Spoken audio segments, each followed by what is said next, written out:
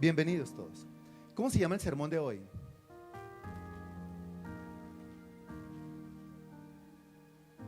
Perdóneme.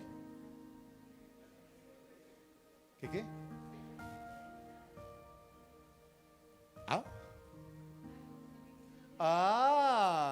La crucifixión de Jesús.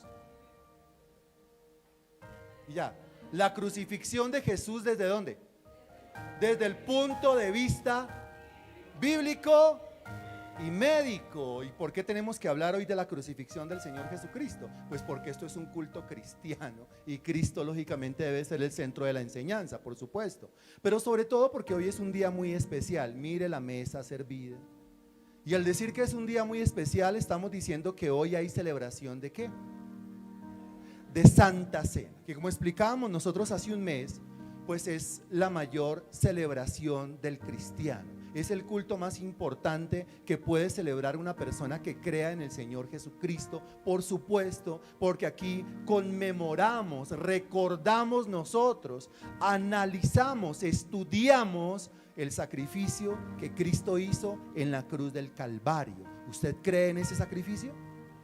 Muy bien, según la Sagrada Escritura, ese es uno de los puntos que a usted y a mí nos unen: la fe en el sacrificio del Señor Jesucristo. Eso lo convierte a uno en un creyente, si usted cree en el sacrificio.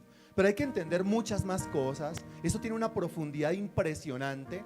Y mire que aunque el título es la crucifixión de Jesús desde el punto de vista bíblico y médico, pues en una hora usted entenderá que no alcanzamos a decirlo todo. Ni siquiera en 2 horas, ni siquiera en 3, ni siquiera en una vigilia, ni siquiera en un congreso alcanzaríamos nosotros a decir todo lo que tenemos que decir con respecto al sacrificio del Señor Jesucristo. Entonces, como el tema es tan grande, voy a tocar solamente hoy un punto, que es un punto sumamente confrontador, que es el comienzo de la agonía del Señor Jesucristo, el comienzo de la pasión del Señor Jesucristo. Cuando hablamos del comienzo de la pasión, ¿a qué momento específico nos estamos refiriendo? Cuando hablamos del comienzo de la agonía de Cristo, ¿a qué momento específico nos estamos refiriendo? ¿Qué cree? ¿Qué cree? El comienzo de la pasión, ¿cuándo?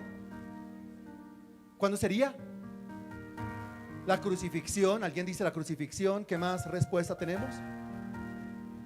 Padecimiento, sufrimiento. Pero ¿cuándo comienza el sufrimiento?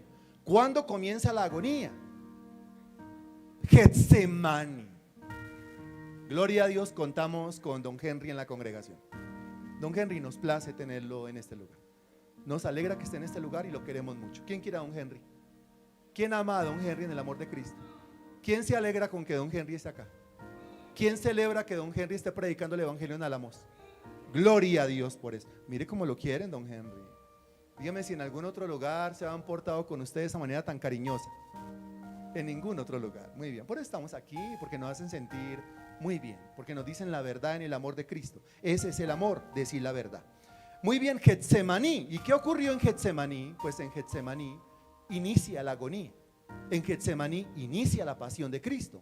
En Getsemaní inicia los sufrimientos del Señor Jesucristo. Cualquiera se podrá imaginar, no, eso inició cuando lo arrestaron, eso inició cuando lo golpearon, eso inició cuando le dieron bofetadas, eso inició cuando le mesaron o le arrancaron la barba en carne viva, eso inició cuando lo flagelaron, cuando lo azotaron, eso inició cuando clavaron sus manos, sus pies. No, Señor.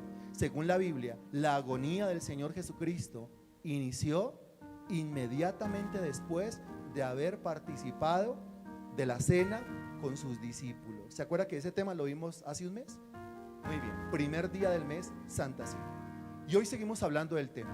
Después de que el Señor Jesucristo comparte con sus discípulos la Santa Cena, lo que sigue después es ir al huerto de Getsemaní. Para eso usted me va a hacer el favor de abrir su Biblia en el Evangelio según San Lucas, capítulo 22, a partir del versículo 39. Es más, el primer versículo que vamos a leer, Luna, es el versículo 39. Lucas capítulo 22, versículo 39, por favor.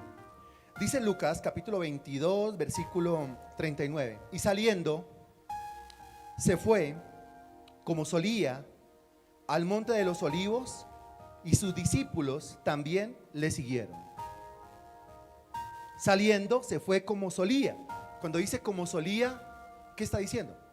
Como solía, como acostumbraba. Era costumbre, muy bien, del Señor Jesucristo ir al huerto de los olivos, ubicado en el monte de los olivos. El huerto que queda en el monte de los olivos tiene el mismo nombre. El monte es el monte de los olivos y el huerto es un apartado del monte, un lugar especial del monte que se llama el huerto de los olivos. ¿Por qué se llamaba así? Pues porque era un lugar donde sembraban la planta del olivo, donde se procesaba la oliva, se machacaba la oliva y se le extraía el aceite. Ahora, qué coincidencial que esto comienza a ocurrir en el huerto de los olivos. Qué coincidencial que esto comienza a ocurrir en el monte de los olivos, que repito, es un lugar donde se aprieta, donde se machaca, donde se procesa la oliva y se le comienza a extraer el aceite. Es decir, donde la oliva tiene que dar su vida, y al dar su vida, porque la procesan, porque la machacan, lo que se extrae de la oliva es una sustancia sumamente fina, útil, de manejo no ordinario, de manejo extraordinario, de uso extraordinario. Eso es el aceite de olivas. Aparte que no es tan económico como lo puede ser cualquier otra clase de aceite, no es algo económico, no es algo que se consigue en cualquier lugar. El aceite de oliva es una cosa exquisita, fina, refinada, cara, costosa, que no todo el mundo maneja diariamente. Eso ocurre en el monte de los olivos, eso ocurre en el huerto de los olivos, y ahí comienza la pasión del Señor Jesucristo, indicando que en ese monte había una oliva muy especial, en ese huerto había una oliva muy especial, la cual comienza a ser machacada para extraérsele la vida, para extraérsele el aceite, para extraérsele la unción, para extraérsele la presencia de Dios. ¿A qué oliva me estoy refiriendo? Al Señor Jesucristo. Ahí comienza la prensa, ahí comienza la presión, ahí comienza todo el sufrimiento. ¿Qué tiene que ver esto con nosotros? Lo tiene que ver todo. ¿Por qué? Porque todo lo que Cristo sufrió, lo sufrió ¿por quién? Muy bien, pero no si fuésemos montados en un transmilenio rumbo a Suba, sino que hable como si usted acabara de pedir un servicio especial solamente para usted, particular, individual. Todo lo que Cristo sufrió, lo sufrió ¿por quién? Ahí le suena mejor. Otra vez, todo lo que Cristo sufrió, padeció, ¿fue por quién? Ahora, ¿usted está convencido de eso? Porque si usted está convencido de eso, quiere decir que hay fe. Y si Cristo sufrió todo eso, eso quiere decir que usted, otra vez, si Cristo sufrió todo eso y usted lo cree que fue por usted, eso quiere decir que usted no tendría por qué estar sufriendo todo eso que Cristo sufrió. La Biblia es clara, ejemplo, en Isaías capítulo 53, cuando dice que Él fue molido por nuestros pecados. El castigo de nuestra paz fue sobre Él, y por su herida fuimos nosotros, otra vez, por su herida fuimos nosotros sanados o curados, como lo dice el apóstol Pedro. Si yo creo que Cristo padeció por mí, no tendría yo por qué estar llevando las enfermedades que Él llevó cuando fue clavado en la cruz del Calvario.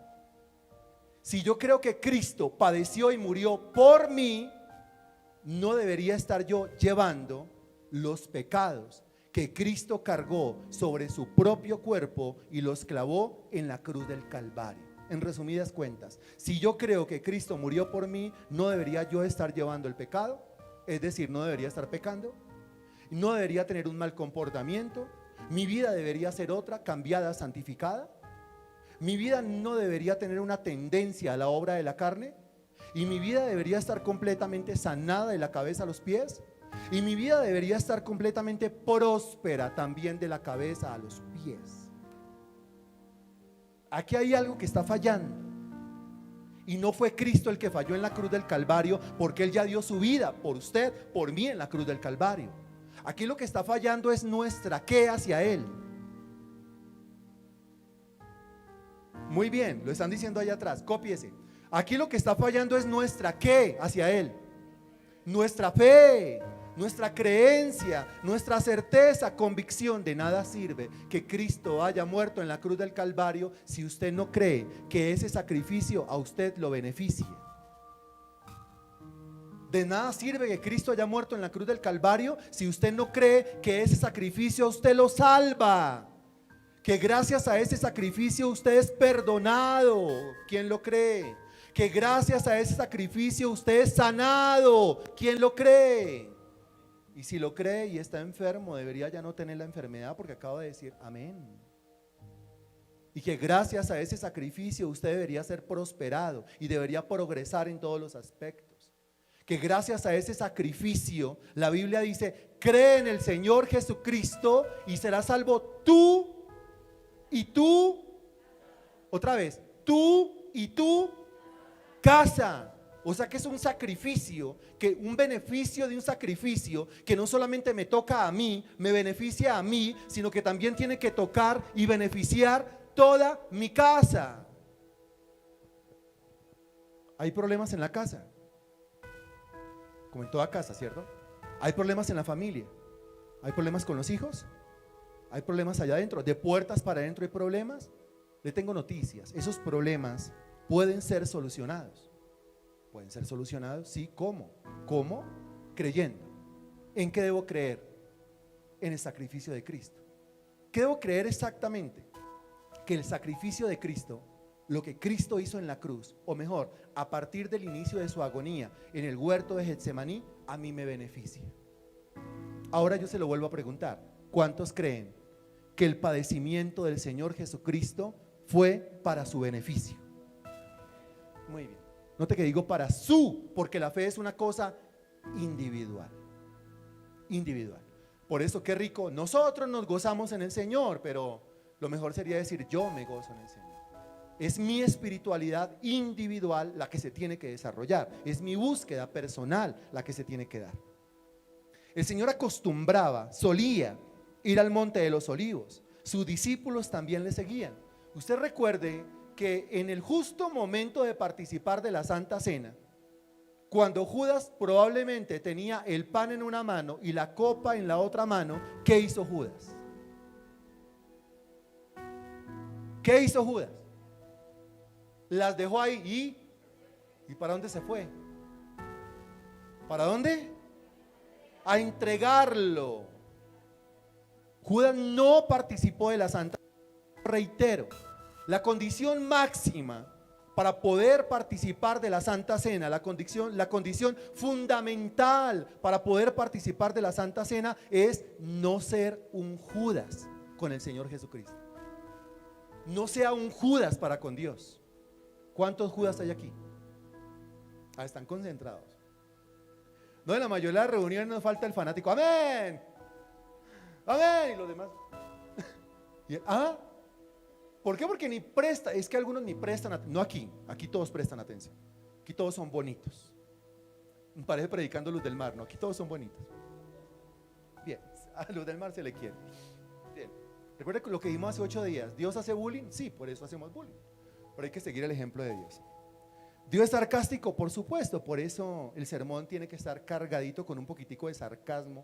Qué rico, es chévere, distensiona. Bien.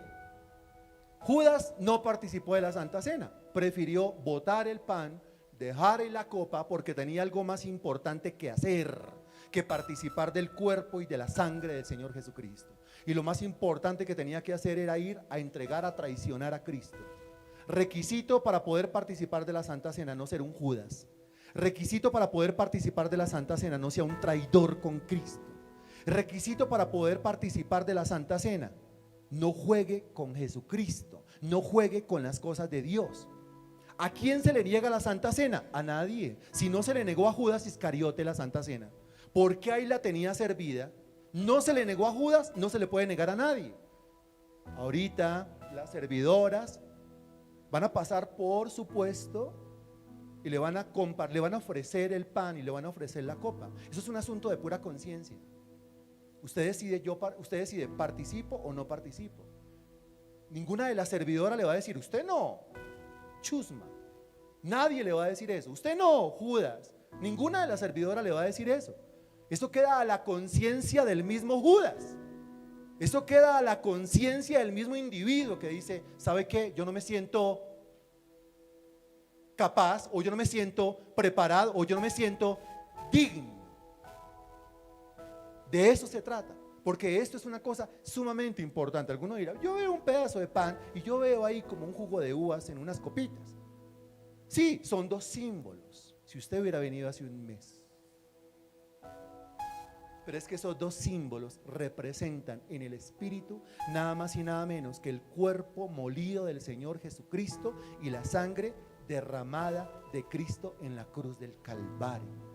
De manera que al participar del pan y de la copa, usted intenta al menos entrar a esa comunión, entrar a esa relación, se deja a la conciencia, ¿sí? A nadie se le niega y a nadie se le obliga, a todo el mundo se le ofrece el evangelio, a todo el mundo se le ofrece la palabra, a todo el mundo se le ofrece la oración, a todo el mundo se le ofrece la Santa Cena y queda la conciencia de cada uno. ¿Por qué contactaron a Judas? Los judíos andaban detrás de alguien que les diera la información dónde se la pasaba Cristo por esos días. Ya querían echarle mano, ya querían encarcelarlo, pero no lo encontraban. ¿Dónde está? Está escondido. Contactaron a un discípulo, comenzaron a mirar cuál era el punto débil del grupo de discípulos de Cristo. ¿Y cuál era el punto débil del grupo de discípulos de Cristo? Pues Judas. ¿Por qué? Por lo ambicioso. ¿Por qué? Por lo traidor. ¿Por qué? Por lo incrédulo. ¿Por qué? Por lo desleal. Siga. ¿Por qué? Por lo... ¿Ah? ¿Por qué? Por lo... Por favor, palabras que se puedan decir en una congregación cristiana. No, tampoco. Dejémoslo en traidor, tráfuga, desleal, codicioso, ambicioso, envidioso. ¿Ah? ¿Falso? ¿Dijeron falso? ¿Sí? Muy bien. Muy bien. Por eso, ese era el punto débil del ministerio del Señor Jesucristo. A ese contactaron. Venga, ¿usted sabe dónde está Jesús? No. ¿No sabe dónde está Jesús? No, señor, no sé dónde está Jesús. ¿Y usted lo vendería? ¿Cómo se le ocurre? Yo nunca lo vendería. Ese Judas. Ese Judas, ¿sí? O sea, Judas lo que hace con las manos lo embarra con los pies. Venga, le vamos a ofrecer tanta cantidad porque nos entrega Jesús. ¿Sabe dónde está? Obvio, soy discípulo. ¿Conoce los hábitos de Jesús? Sí. ¿Sabe dónde va a orar? Por supuesto. ¿Dónde? No. Yo vengo esta noche por el dinero y los llevo personalmente. A quien yo le dé el besito traidor, ese es Judas. El del besito traidor. A quien yo le dé el besito, ese es. Por eso contactaron a Judas. No sé, dése cuenta que el versículo dice, solía hacerlo. Era la costumbre, los discípulos sabían que Cristo iba al huerto de Getsemaní y Judas había sido discípulo, o sea que él también sabía, pero nadie más sabía, por eso contactaron a Judas. Siguiente versículo, el versículo 40, por favor. Ahora pase al versículo 40. Cuando llegó a aquel lugar les dijo, orad que no entréis en tentación. Cuando llegó a aquel lugar, ¿quién? Jesús y sus discípulos. ¿Cuántos? Ah, muy bien, comprensión de lectura. 11 discípulos, porque Judas estaba haciendo negocios. Cuando llegó a aquel lugar, Jesucristo y los 11 les dijo, orad que no entréis en tentación. Qué maravillosa frase. ¿Qué hacer para no entrar en tentación? Orar. Pero primero especifiquemos qué es entrar en tentación. Hay una gran diferencia entre ser tentados y entrar en tentación. Ser tentado es una cosa y nosotros somos tentados todos los días y a toda hora, ¿o no? El diablo es puerco, Betty. Somos tentados todos los días y a toda hora. Todos los días y a toda hora se nos ofrecen cosas que son muy tentadoras. Pero aquí no dice ser tentado, sino caer en tentación. ¿Cuál es la diferencia entre ser tentado y caer en tentación? Pues que caer en tentación quiere decir caer ¿en qué? En pecado. ¿Qué ocurre cuando yo me dejo vencer por la tentación? Pues peco. Una cosa es ser tentado. El mismo Señor Jesucristo fue tentado. La Biblia dice que fue tentado en todo, pero sin pecado, dice la Escritura. Si el mismo Hijo de Dios fue tentado, imagínense cuál será nuestra experiencia. También vamos a ser tentados, pero caer en pecado es una cosa completamente diferente. Se excusa que seamos tentados, se excusa que seamos jaloneados hacia lo malo. Lo que no se excusa es que el jaloneo se convierta en un hecho concreto de pecado. Lo que se excusa es que seamos tentados, lo que no se excusa es que caigamos en tentación.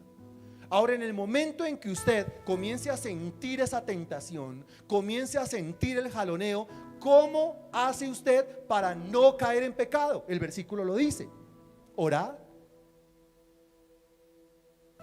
Entonces, como decían individuos como Agustín de Hipona y los reformadores después Martín Lutero, Juan Calvino, y los puritanos después como Jonathan Edwards, ellos decían: mire, si usted se la pasa orando, estará lejos del pecado, pero si usted se la pasa pecando, estará lejos de la oración. La oración lo acerca a Dios, por lo tanto, si usted se la pasa orando, por lo tanto, acercándose a Dios, usted andará lejos del pecado. ¿Quién quiere estar lejos del pecado? ¿Por qué quiere estar lejos del pecado? Hay una gran razón. Cristo murió para que usted fuera libre del pecado. Señora María, muy bien. Cristo murió para que usted fuera libre del pecado. Si Cristo murió para que yo fuera libre del pecado, ¿yo qué hago pecando? Segunda razón del por qué no nos debería gustar el pecado: porque el pecado trae consecuencias. La paga del pecado es la muerte. Quiere morirse, quiere áreas muertas, quiere una economía completamente muerta, quiere una familia completamente muerta. Estoy preguntando, quiere una salud completamente deteriorada. ¿Eso quiere?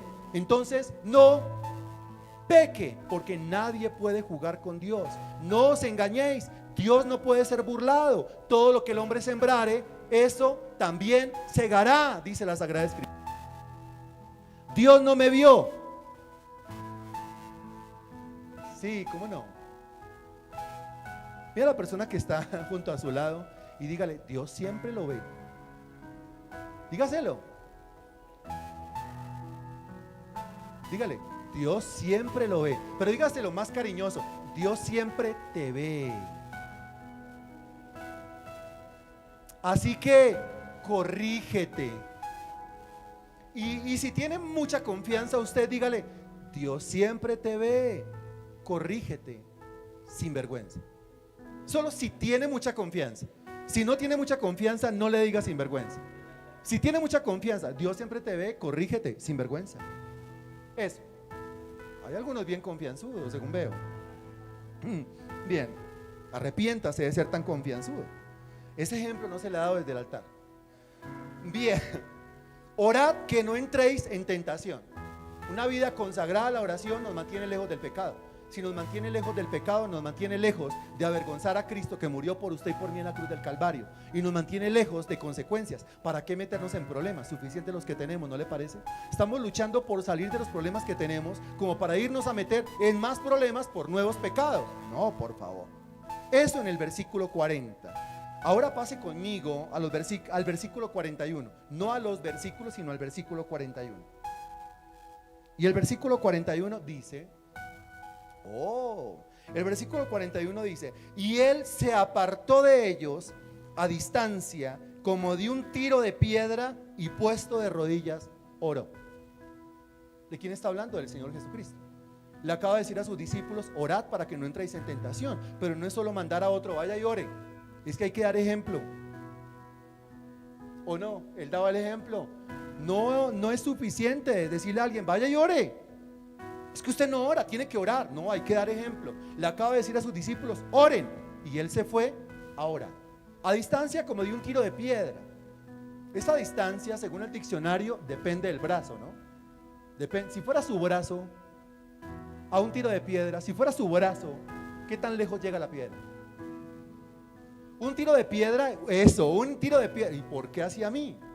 Dirigen como hacia mí. No, dirija para otro lado, bótelo para atrás, pero ¿por qué hacia mí? Como a tiro de piedra y depende el brazo. Así que si fuese su brazo, según el diccionario, un tiro de piedra está entre 10 y 50 metros. Si fuese su brazo, ¿cuántos metros? ¿Qué cree usted? 10, dijo alguien por ahí. Tiene pura fibra de pollo. Si fuese Carolina, ¿cuántos metros? Por ahí. Por unos 30. Fuerza en ese brazo. Muy bien. Si fuese Paula, ¿cuántos?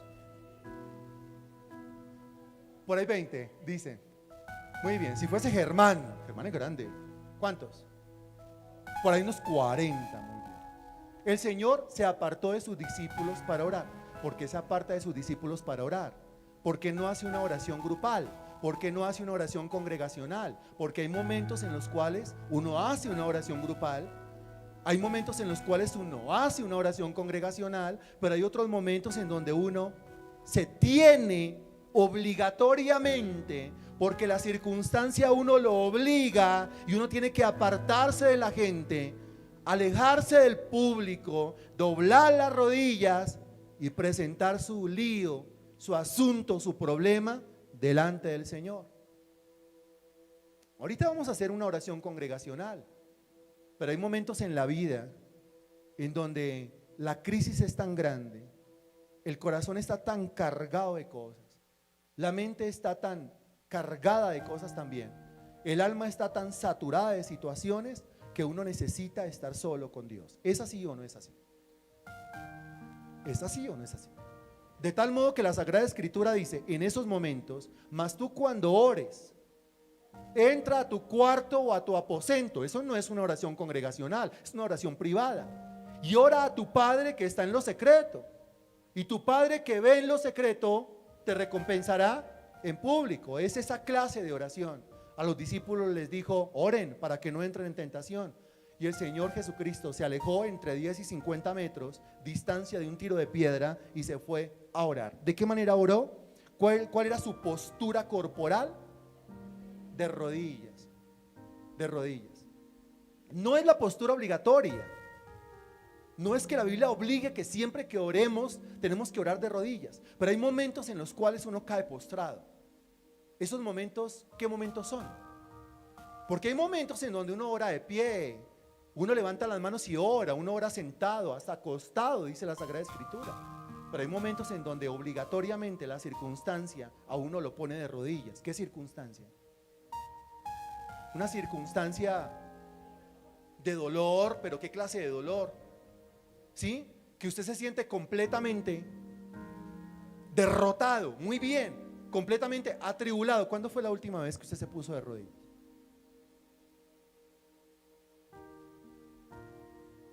Yo esta mañana estábamos en el ayuno.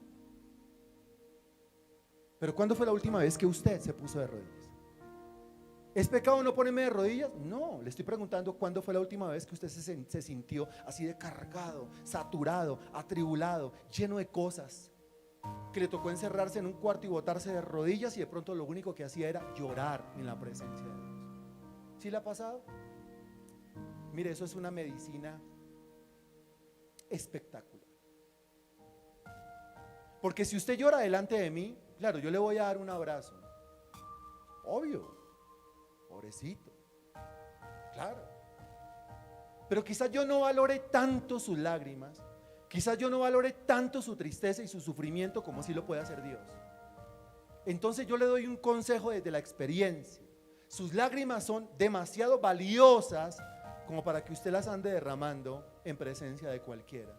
Más bien derrame sus lágrimas en la presencia de aquel que las guarda en una redoma, dice la Sagrada Escritura, y las aprecia como algo sumamente valioso. Las lágrimas son adoración, las lágrimas son alabanza, las lágrimas son, como decía el príncipe de los predicadores Carlos Spurgeon, las lágrimas son oraciones líquidas. ¿Qué tal? Las lágrimas son oraciones líquidas. ¿Cómo le parece la frase? El versículo 42 dice, diciendo, tema de la oración de Cristo, diciendo: Padre. ¿A quién dirige su oración? ¿A quién tiene que dirigirse la oración? ¿A quién? Al Padre. La oración es algo familiar, note, Padre. La oración es la invocación de un hijo, note, Padre. La oración es una relación de confianza, note que dice Padre. Cristo le enseñó a sus discípulos, y al enseñar a sus discípulos nos enseñó a nosotros a orar diciendo: Padre nuestro que estás, y déjelo ahí, ¿sí ve? Padre. Pero ¿quién es el único que puede invocar a Dios como Padre? Uno que sea un hijo. ¿Todos los seres humanos somos hijos? No. ¿Quién es hijo entonces?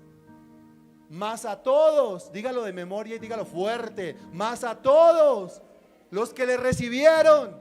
Otra vez, más a todos los que le recibieron, los que creen en su nombre, les dio la potestad ¿de qué? De ser hechos hijos de Dios. No todos los seres humanos son hijos, no. Por ser un ser humano automáticamente es un hijo. No, ¿cómo se le ocurre? El ser humano, todos sin excepción, somos criaturas de Dios. Somos creación de Dios, pero no somos hijos de Dios todos. Para ser hijo de Dios, tiene que creer en Cristo. Tiene que recibirlo como su Señor. ¿En qué debo creer? Debe creer que lo que Cristo hizo en su sufrimiento, en su agonía, en su pasión, en su muerte, ¿lo hizo para quién? ¿Para quién? Está hablando tan bonito. ¿Lo hizo para quién? Lo hizo para mí. Y si usted cree que lo hizo para usted, pues entonces Dios lo constituye a usted como un ¿qué? Como un hijo de Dios. Y si es un hijo, se puede acercar a Dios y le puede decir Padre. Así comienza la oración: Padre, si quieres. Qué magnífico elemento de la oración, porque yo lo invoco como un hijo habla con su papá, pero dése cuenta que la voluntad del Padre está de por medio. La oración está limitada y condicionada por la voluntad del Padre. Le dice: Padre, si quieres, vengo aquí a pedirte que tú hagas tu voluntad. Yo no vengo aquí a pedirte que hagas la mía, ni que me concedas mis caprichos, sino que vengo a pedirte que hagas tu voluntad en mi vida. La última vez que usted hizo esa oración fue cuando: Señor, haz tu voluntad en mi vida. Señor, lo que quieras hacer en mi vida está perfecto. Señor, no vengo aquí a imponer que hagas lo que yo quiero. Igual nunca te dejarás imponer nada de mí. Tú eres soberano, Señor. Vengo aquí a decirte: Padre, si quieres, lo que tú quieras, como tú quieras, cuando quieras. ¿Te parece una canción? Si quieres, y a continuación dice: pasa de mí esta copa. Pero solo si quieres. Porque si no quieres, ni modo. Si no quieres,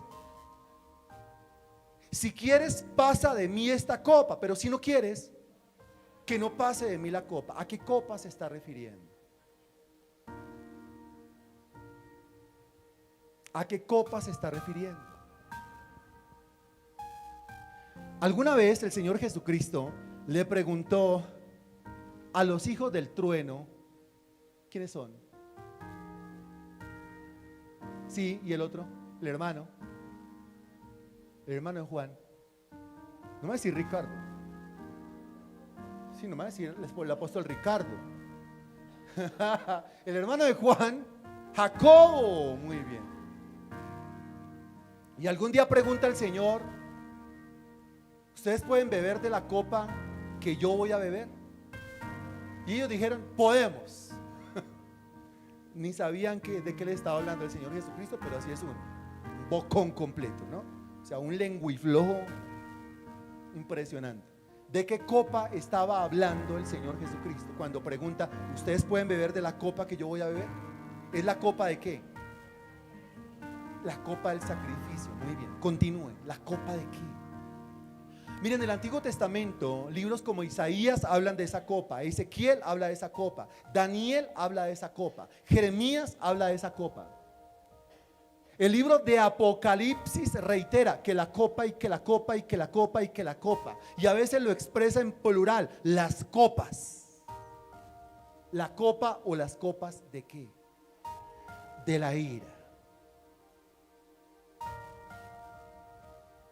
El Señor Jesucristo se encuentra en el huerto de Getsemaní en una profunda agonía, una profunda tristeza, una profunda presión y tensión al mismo tiempo. Si yo le pregunto a usted por qué la agonía, por qué la tristeza, por qué la preocupación de Cristo, alguno me dirá, por la muerte. ¿La muerte? O sea, la muerte le preocupaba al Señor Jesucristo. Cristo estaba preocupado por su muerte. ¿Está preocupado por su muerte? Pero ¿por qué iba a estar? Muy bien, ¿por qué iba a estar preocupado por su muerte si sabía para dónde iba? Cuando estaba colgado en la cruz del Calvario, el ladrón le dice, acuérdate de mí cuando vengas en tu reino. Y Cristo le responde, de cierto te digo que hoy estarás conmigo. ¿En dónde?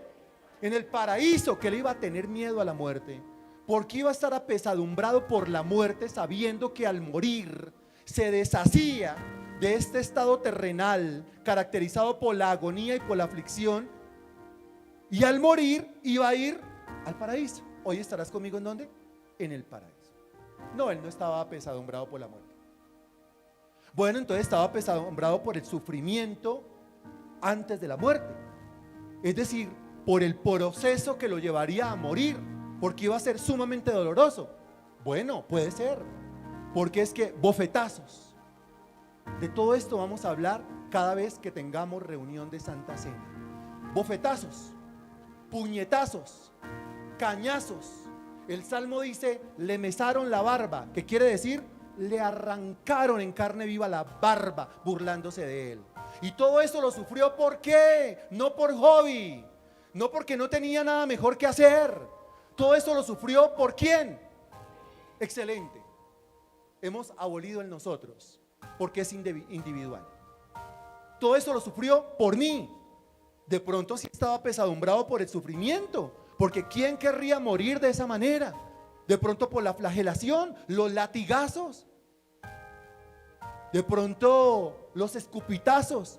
De pronto estaba apesadumbrado porque sabía que lo iban a coronar, no como el rey de gloria, sino como el rey del escarnio y del vituperio, porque lo coronaron fue de espinos. De pronto sí estaba apesadumbrado por eso. De pronto estaba apesadumbrado porque, según lo que enseña la Sagrada Escritura, estudiándolo profundamente, los músculos de su pecho cayeron sobre su vientre, los músculos de su vientre cayeron sobre sus piernas, los músculos de sus piernas cayeron sobre sus pies, de tanto latigazo. Porque los romanos latigaban hasta que blanqueaba el hueso. Porque Isaías 53 dice que lo convertirían no en un ser lleno de llagas, sino que colgado en la cruz del Calvario sería una sola llaga, irreconocible hasta para sus discípulos, diciendo, no reconocemos. ¿No reconoce qué? No reconozco dónde está el rostro, no reconozco dónde está el pecho, no reconozco dónde están los brazos, está irreconocible. Lo masacraron, estaba apesadumbrado porque lo iban a masacrar, y producto de esa masacre lo iban a matar. Probablemente sí, pero no.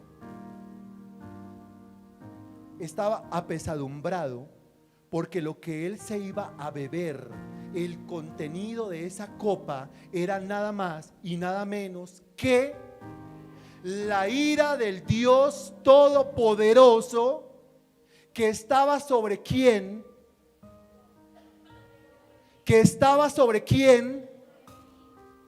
pero ahora está sobre, estamos hablando de la crucifixión, ahí está la mente, ahora está sobre quién, Cristo, y la lleva a la cruz del Calvario. Y de esa manera Cristo cumple lo que dice Primera de Tesalonicenses capítulo 1 versículo 10. Léalo. Y esperar de los cielos a su Hijo, al cual resucitó de los muertos, a Jesús. Note esa última frase, es maravillosa. Quien nos libra de la ira venidera. ¿Y cómo hizo Cristo para librarnos de la ira? Se bebió la copa de la ira del Dios Todopoderoso. Se la bebió todita, y se la bebió todita y fondo blanco, para que nos entendamos. ¿Qué necesidad tenía el Señor Jesucristo de hacer eso? Quien realmente tenía la necesidad de que eso ocurriera, ¿era quién? Me encanta que no diga nosotros. quien realmente tenía la necesidad de que eso ocurriera era ¿quién? Yo. ¿Que estaba bajo qué? ¿Bajo qué? Bajo la ira de Dios. Por cuanto todos pecaron y están destituidos ¿de qué? De la gloria de Dios. Si no está la gloria de Dios sobre mí porque soy un incrédulo, entonces ¿qué es lo que está sobre mi vida? La ira de Dios. De tal manera que la escritura dice lo siguiente. Ahorita volvemos a Lucas, pero lea por favor el Evangelio según San Juan.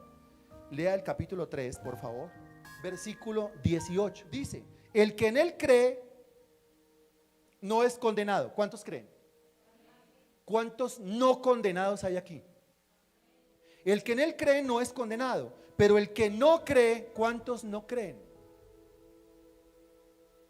No vinieron. Los condenados no vinieron. Condenados.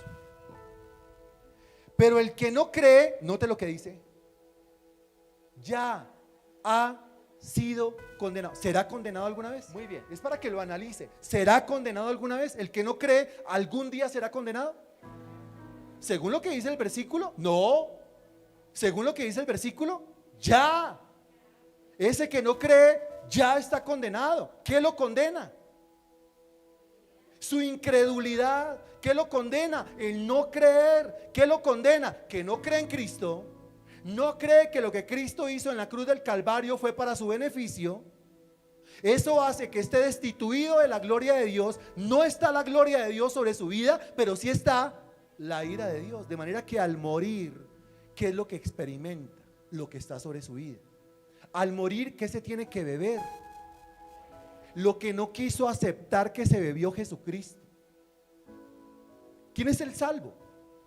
El salvo es el que cree que la copa de la ira que había sobre su vida se la bebió todita y fondo blanco el Señor Jesucristo. ¿Quién cree eso? Ese es el salvo. ¿Quién es el no salvo? ¿Quién es el que ya está condenado? El que no cree, es la otra cara. El que no cree que Cristo se bebió la copa de la ira, de la maldición, del juicio, de la condenación eterna que está sobre el individuo, sino que el individuo eso le es completamente indiferente.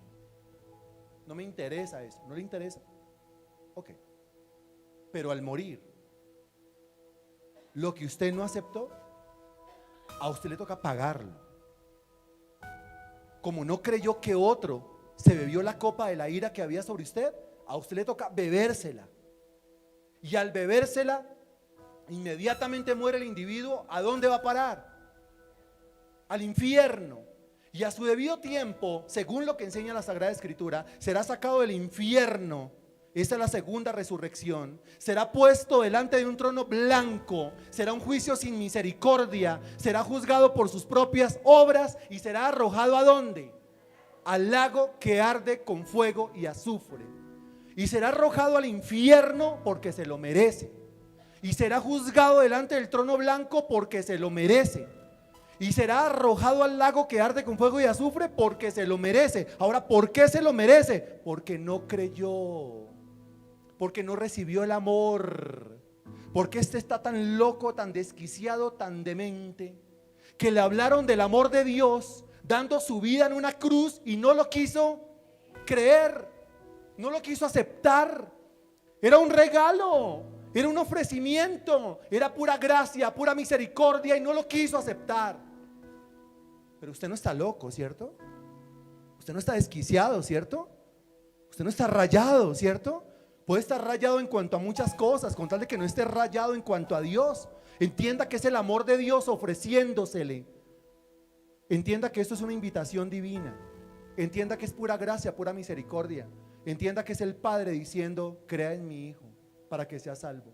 Crea que mi Hijo se bebió la copa de la ira que estaba sobre usted, para que usted no tenga más adelante que bebérsela todita y fondo blanco. Cristo nos libra de la ira de Dios. Amén. ¿De qué nos salva entonces Cristo? De eso nos salva. Él es mi Salvador, pero ¿de qué me salva? Me salva de la ira de Dios. Ahora, ¿qué es eso de la ira de Dios? Pues debe ser una cosa sumamente terrible, porque es como estaba Cristo en el huerto de Getsemaní, imaginándose que le tocaba beberse esa copa. ¿Cómo estaba Cristo? Lo estás entendiendo muy bien. ¿Qué es eso de la copa de la ira del Dios Todopoderoso? Bueno, le puedo decir muchas cosas, pero lo que le puedo decir aquí, para que quede claro, es que eso debe ser una cosa tan terrible, pero tan terriblemente terrible, que Cristo estaba temblando en el huerto de Getsemaní con solo imaginarse que se tenía que beber esa copa. Y como, ¿para qué se la va a beber Cristo?, diría el diablo. Si al fin y al cabo, mírelos, ¿se lo merecen o no se lo merecen? Mírelos. Ellos se merecen que usted muera por ellos en la cruz. Mírelos. ¿Nos lo merecíamos? No, no lo vamos a merecer. ¿Qué nos merecíamos? ¿Qué nos merecíamos? Lo que teníamos encima. ¿Qué teníamos encima? La ira de Dios. Mira, ahorita, ¿quién puede participar de la Santa Cena? Puede participar de la Santa Cena el que crea que lo que Cristo hizo en su pasión, en su sufrimiento, lo hizo por... Muy bien. Si usted lo cree, usted puede participar de la Santa Cena. La Santa Cena no se le niega a nadie, pero es una cuestión de conciencia, es cuestión de creer. Yo creo que Cristo lo hizo por mí, por lo tanto yo quiero participar del pan, por lo tanto yo quiero participar de la copa. Regresemos a Lucas, por favor, capítulo 22, versículo 42. Padre, si quieres, pasa de mí esta copa, pero no se haga mi voluntad, sino la tuya. Note lo que dice a continuación, versículo 43. Y se le apareció un ángel del cielo para fortalecerle. Ninguna voz del cielo respondiéndole, pero Dios mandó un ángel que le diera fuerza. ¿Qué quiere decir?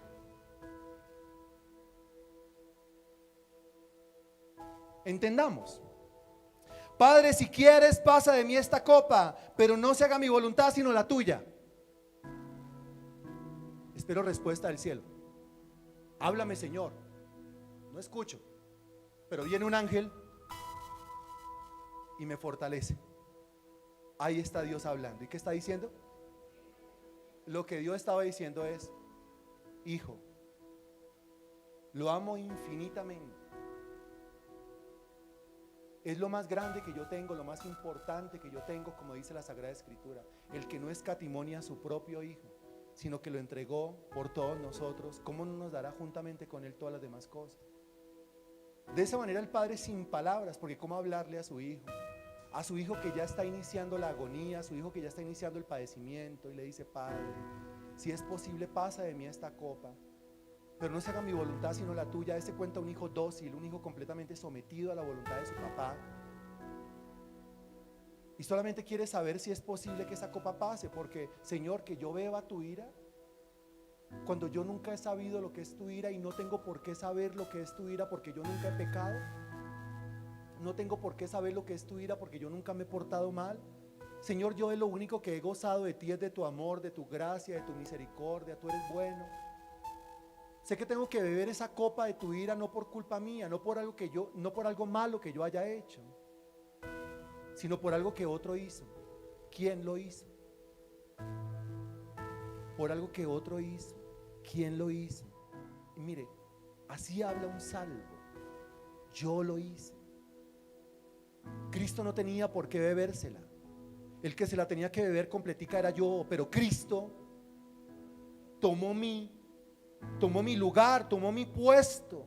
¿A quién debían haber masacrado, latigado, flagelado? A mí. Masacrado, a mí. Colgado en una cruz, a mí, no a Cristo. Pero Dios muestra su amor para con nosotros en que, siendo aún pecadores, Cristo murió por nosotros. Y de esta manera se cumple el texto que dice: porque de tal manera amó Dios al mundo. Entienda, es un ofrecimiento de amor. Porque de tal manera amó Dios al mundo que ha dado a su Hijo unigénito. ¿Para qué? Para que crea, para que todo aquel que en Él crea. ¿Y hay que creer en qué? En Cristo. Pero de tal manera amó Dios. ¿En qué hay que creer? En su... Otra vez, ¿en quién hay que creer? En Cristo, en su Hijo. Pero de tal manera amó. Así que ¿en qué hay que creer? En su amor. ¿Para con quién? en su amor para conmigo. De pronto la persona que está a su lado ni lo crea, de pronto la persona que está a su lado está...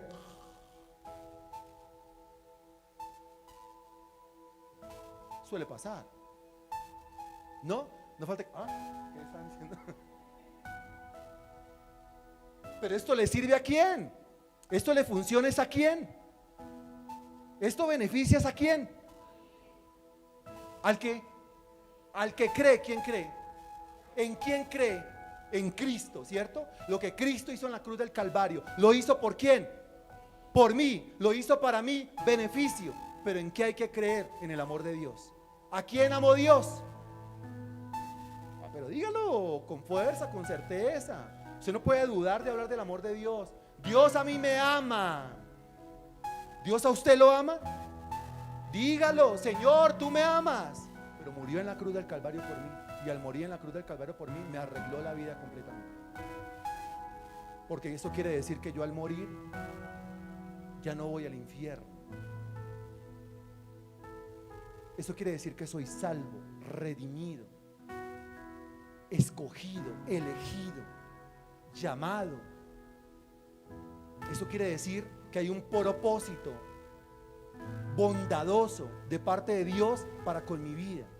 Y la evidencia de eso es que el Espíritu de Dios opera en mi vida creando fe. Si usted llega a decir, lo creo, y si es sincera su creencia, es el Espíritu de Dios obrando en usted. No se haga mi voluntad, sino la tuya. Se le apareció un ángel del cielo para fortalecerle, le dio fuerza. Y al darle fuerza, la interpretación está clara. Si me está dando fuerzas, ¿para qué? Si me está dando fuerzas, ¿para qué? Padre, si es posible, pasa de mí esta copa, pero no se haga mi voluntad, sino la tuya. Y aparece un ángel y me da fuerza. ¿Fuerza para qué? Para que me beba la copa. Sin palabras, solamente un ángel que le da fuerza. Cristo entiende. Ok, Señor, es tu voluntad. Y lo hace. ¿Hubiese podido renunciar en ese momento? ¿Qué cree usted? Hubiese podido decir, no, ¿qué le pasa? No, pero ¿por qué? Yo morí por ellos. Y que el Señor en el huerto de Getsemaní no se hubiese puesto a pensar en la voluntad del Padre, sino que se hubiese puesto a pensar en mí. Yo creo que se habría arrepentido.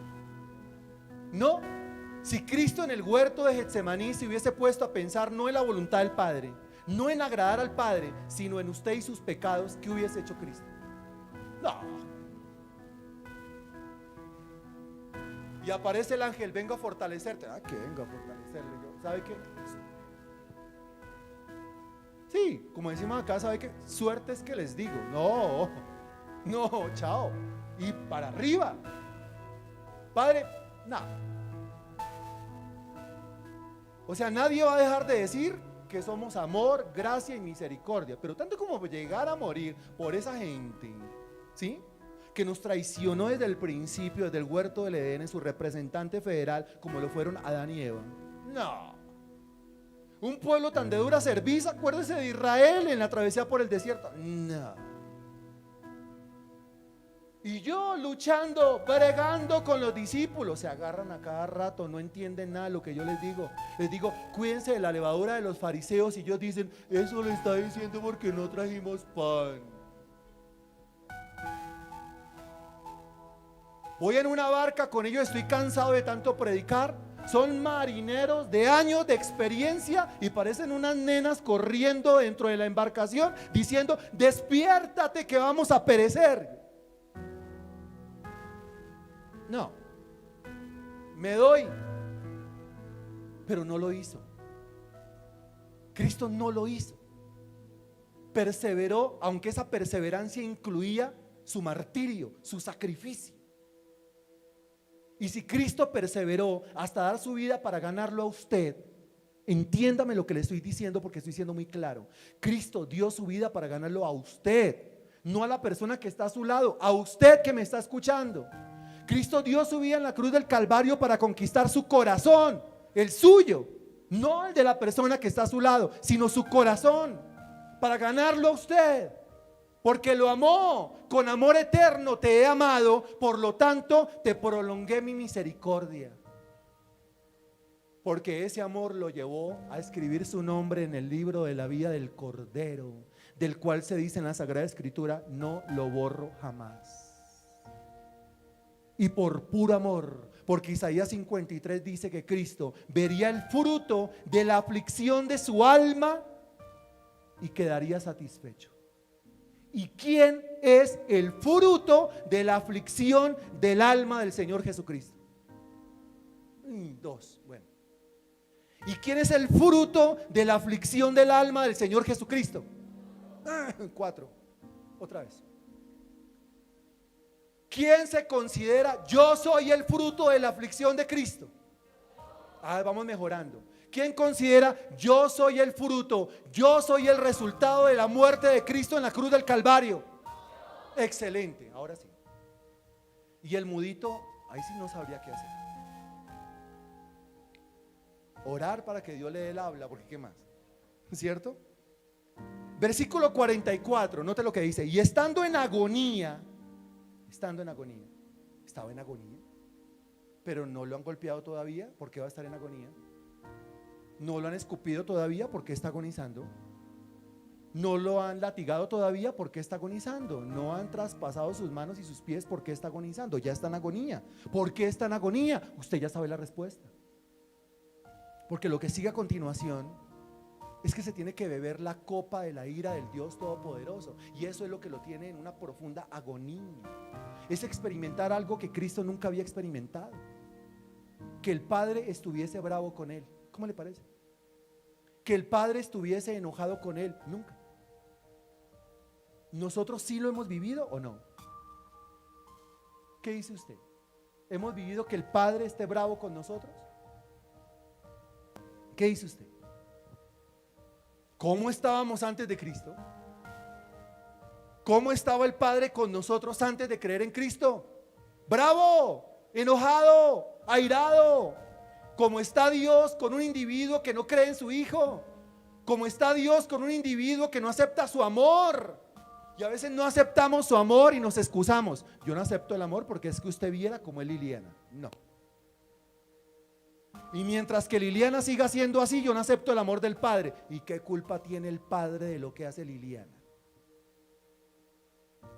No es que yo no acepto el amor del Padre y yo no busco de Dios, porque usted viera como es Natalia. Y mientras que Natalia siga siendo así, yo no busco de Dios. ¿Y qué culpa tiene Dios por el comportamiento de Natalia? Allá Liliana, allá Natalia. Esto es una cosa completamente individual, independiente. Tiene que ver es con qué, tiene que ver con un ofrecimiento. Dios no le está ofreciendo a todos, le está ofreciendo a cada uno: tome, recibe o no recibe. Está ofreciendo vida eterna: tome, recibe o no recibe. Va a recibir. Está ofreciendo de manera individual bendición: tome usted, no ustedes, usted. Bendición, progreso, salud, restauración. ¿Recibe o no recibe? Yo acepto a mi Cristo porque necesito de su amor, de su misericordia, de su gracia, de su salvación, de su beneficio. Bendice, alma mía, Jehová, y bendiga todo mi ser su santo nombre. Bendice, alma mía, Jehová, y no olvides ninguno de sus beneficios. Estando en agonía, oraba más intensamente. Qué impresionante. ¿Qué hacer cuando uno está en agonía? ¿Pero de qué manera? Más intensamente. Qué impresionante. Porque la mayoría de nosotros, cuando estamos en agonía, somos muchas agonías. El que lo entendió, lo entendió. Porque la mayoría de nosotros, cuando estamos en agonía, en lugar de orar más intensamente, nos apartamos de Dios intensamente. Dejamos de orar, dejamos de congregarnos, dejamos de buscar. Oiga, ¿usted por qué no ha vuelto? ¿Por qué no se ha vuelto a congregar? He tenido problemas. Este sí es mucho.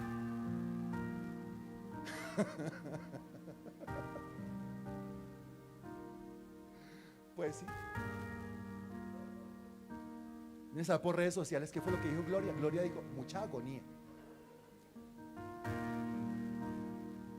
Oh, pero es que la verdad, hombre.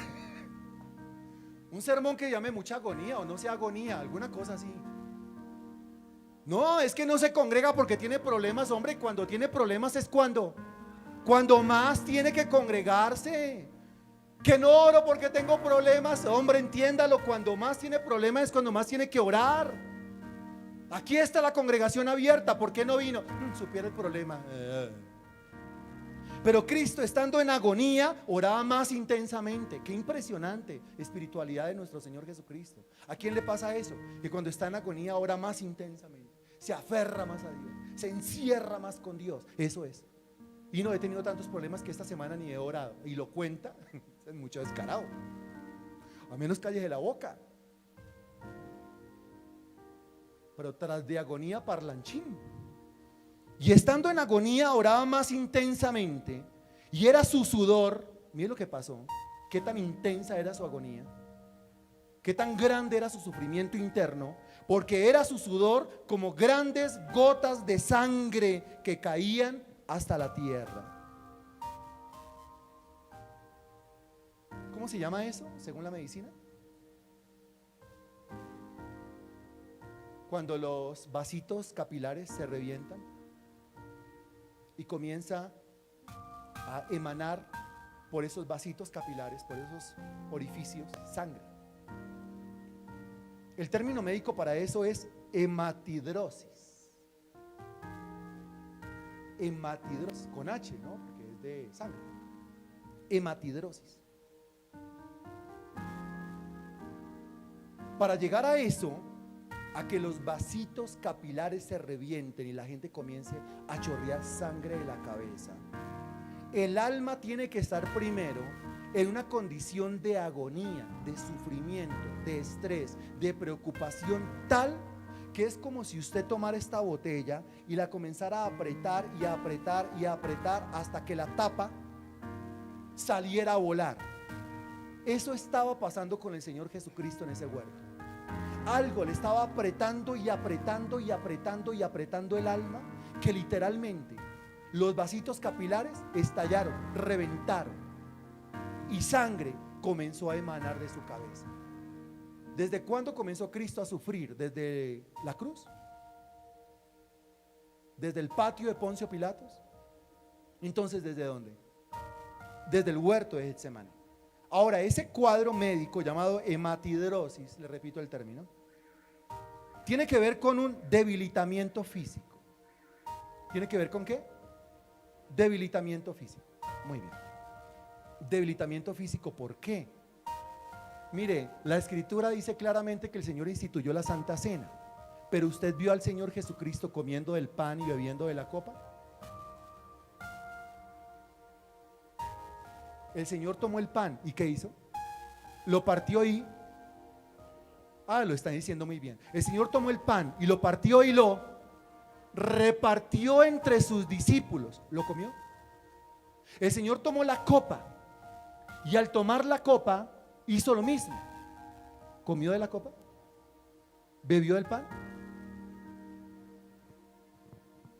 Todo cordero, me refiero a las ofrendas levíticas, todo cordero para ser sacrificado debía estar en ayuno al menos 3 días antes.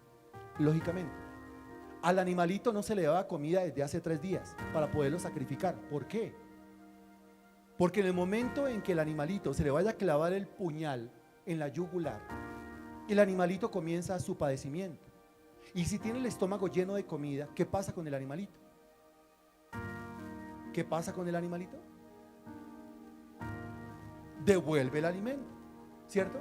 Sale el alimento procesado. Esto lo tenían que evitar a toda costa, por eso el animalito debía estar en ayuno. El estudio revela que nuestro Señor Jesucristo llevaba en ayuno al menos unos 3 o 4 días para presentar un sacrificio perfecto, como lo dijo Juan el Bautista, Cordero de Dios que quita el pecado del mundo. Ahí tiene usted al Cordero de Dios, al Cordero perfecto que iba a quitar el pecado ¿de quién? ¿De quién? El mío. Muy bien. Debilitamiento físico, el ayuno debilita. Hematidrosis, ¿por qué? Aparte de debilitamiento físico, estados muy altos de estrés. ¿Sabe lo que es el estrés?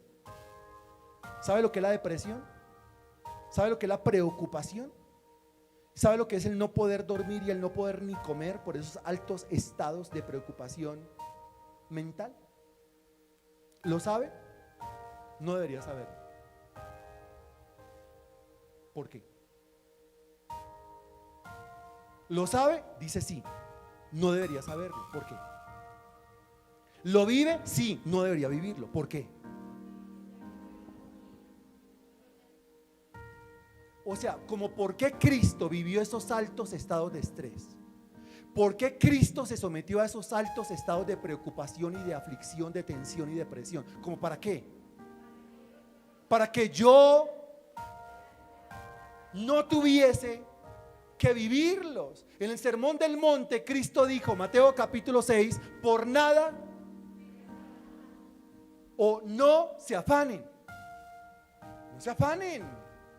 No se afane por la comida, no se afane por el vestido.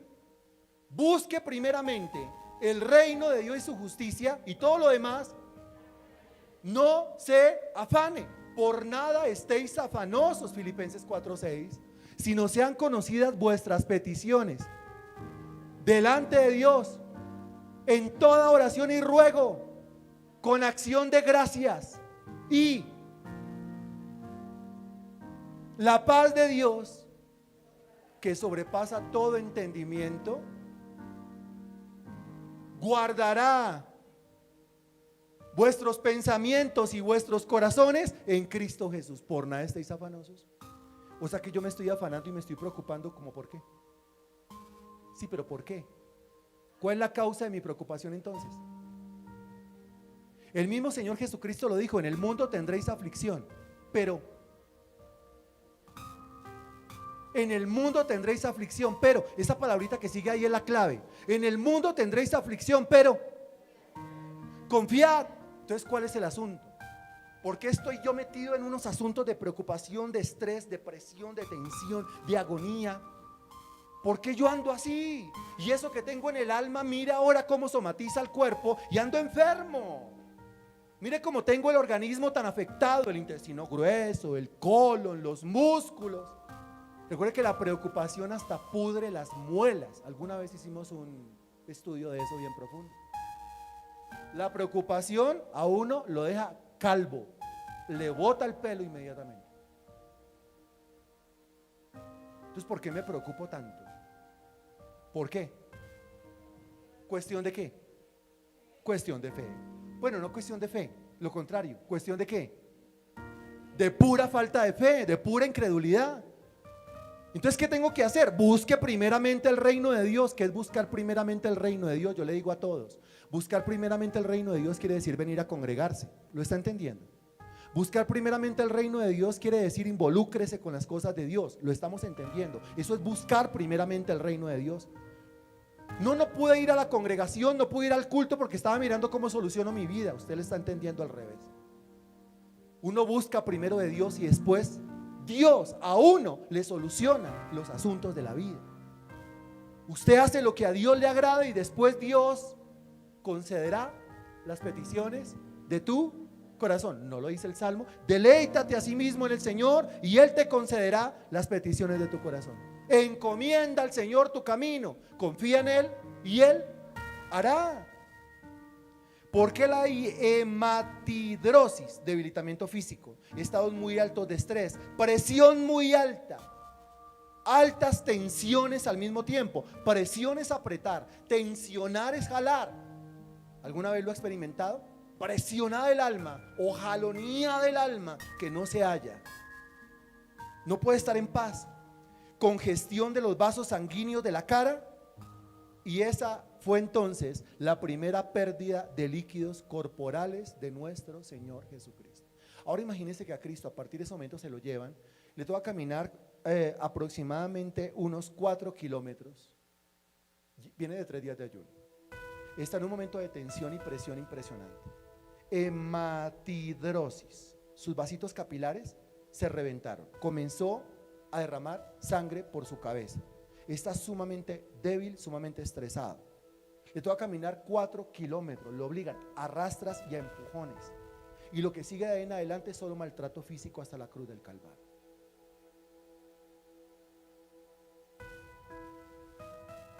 qué bonito ese silencio para que pensemos por un momento, para que analicemos por un momento. Porque todo eso que Cristo sufrió, lo sufrió ¿por quién? ¿Está enfermo? Le tengo noticias. Cristo murió en la cruz del Calvario para que usted no tenga que llevar su enfermedad. ¿Tiene problemas económicos? Le tengo noticias. Cristo se hizo pobre para que por medio de su pobreza usted fuese.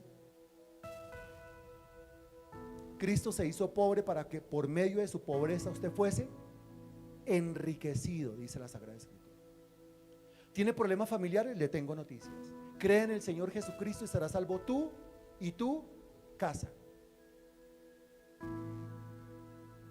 ¿Tiene problemas de conducta? ¿No puede cambiar? Le tengo noticias. No os conforméis a este siglo, sino transformaos por medio de la renovación de vuestro entendimiento, para que comprobéis cuál sea la buena voluntad de Dios, agradable y perfecta. Freddy, en resumidas cuentas, dígame yo qué tengo que hacer para que mi vida cambie. Se lo digo, Mateo 6:33. Mas buscad primeramente el reino de Dios y su justicia, y las demás cosas vendrán por añadidura. Eso es lo que tengo que hacer. Eso es lo que tiene que hacer. ¿Me lo asegura? ¿Me lo jura? Se lo juro. Por supuesto. Es mi vida puesta, mi certeza puesta en que esto es una realidad. Lo he vivido, lo he comprobado. Más de uno de ustedes lo está comprobando. ¿No le está cambiando Dios la vida? ¿No le está abriendo puertas? ¿No le ha transformado Dios la existencia, la familia, etcétera, la salud? ¿Cuántos testimonios hay acá, laborales, de salud, etcétera? Muy bien. Precisamente por eso es el tema de los CCIs. Hay que trabajar. Allá se ganan almas. Y esas almas ganadas se traen. A todo el mundo se le ofrece la Santa Cena. A nadie se le impide la participación de la Santa Cena. Usted decide, yo voy a buscar primeramente el reino de Dios y su justicia. Yo quiero creer en mi Cristo. Yo quiero comprometerme con mi Señor. Ya suficiente tiempo de no compromiso con mi Dios.